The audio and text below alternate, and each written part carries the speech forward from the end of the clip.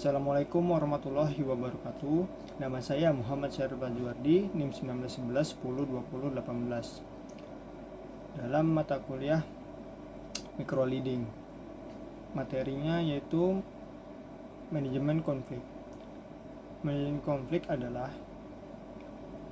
proses untuk mengelola konflik dengan menyusun strategi yang dilakukan oleh pihak-pihak yang memiliki konflik sehingga mendapatkan resolusi yang diinginkan. Sementara itu, dalam sudut pandang demokrasi, manajemen konflik berbicara mengenai bagaimana konflik itu ditangani.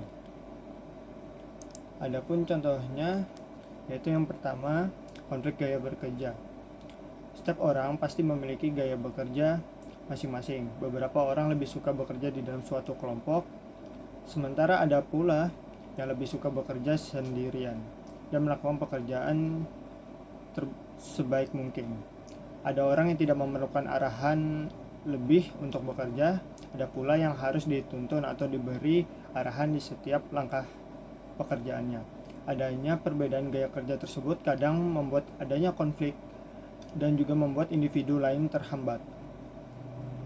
Lalu keharmonisan dan pekerjaan timnya menjadi terganggu sehingga timbulnya miskomunikasi yang menghambat kinerja perusahaan.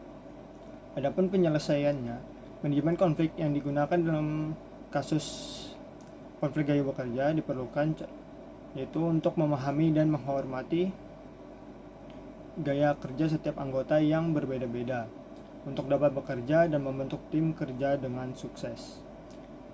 Setiap anggota tim harus saling terbuka dan memahami serta berkompromi untuk menyelaraskan gaya bekerja mereka atau menyelaraskan gaya bekerja per individu untuk menjadi satu kesatuan dalam sebuah kelompok. Adapun contoh kedua yaitu dalam konflik kepribadian. Menyangkut soal kepribadian manusia, konflik akibat perbedaan kepribadian di tempat kerja sangat umum terjadi di antara karyawan apapun posisinya.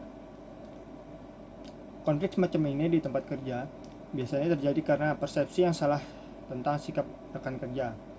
Ketika kepribadian yang berbeda bekerja sama, kemungkinan miskomunikasi atau kesalahpahaman tentang karakter dan tindakan satu sama lain menjadi sangat tinggi. Misalnya seorang karyawan yang introvert dan tidak terlalu ramah mungkin terlihat sombong di antara anggota tim lainnya yang lebih ekstrovert, yaitu mudah bergaul. Hal ini dapat menyebabkan masalah dan menghambat produktivitas individu yang lain dalam kelompok itu. Penyelesaiannya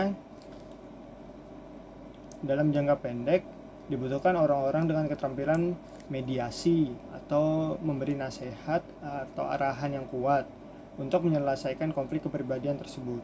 Mediasi membutuhkan seseorang yang dapat mengambil sikap independen dan memahami kebutuhan, berempati, dan mengesampingkan emosi yang terjadi. Sementara untuk langkah jangka panjang, HRD atau kepala perusahaan dapat menetapkan kebijakan dan menyusun buku pedoman karyawan yang membantu menjelaskan ekspektasi atau impian tentang apa yang dapat diterima serta melatih karyawan dalam keragaman tempat kerja. Dengan demikian, cara tersebut akan menumbuhkan kecerdasan emosional, toleransi, dan pemahaman terhadap orang lain, dan tidak menjadi hambatan antar individu dan kelompok tersebut. Sekian dari saya, kurang lebihnya mohon maaf dalam materi manajemen konflik dan contoh beserta penyelesaiannya. Saya akhiri, wassalamualaikum warahmatullahi wabarakatuh.